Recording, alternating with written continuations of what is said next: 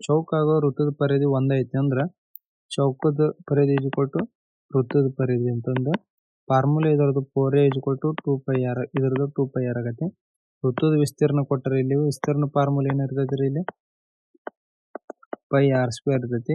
1386 22/7 r² ಆಕತಿ. 22 ಎಷ್ಟಲೇ ರೀ ಇದು 63 ಆಕತಿ.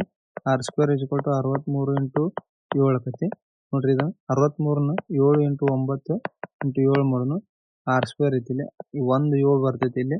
9ರ ಸ್ಕ್ವೇರ್ ರೂಟ್ ತೆಗೆದ್ರೆ 3 ಬರ್ತೈತಿ. r ವ್ಯಾಲ್ಯೂ 21 ಸೆಂಟಿಮೀಟರ್ ಬರ್ತೈತಿ.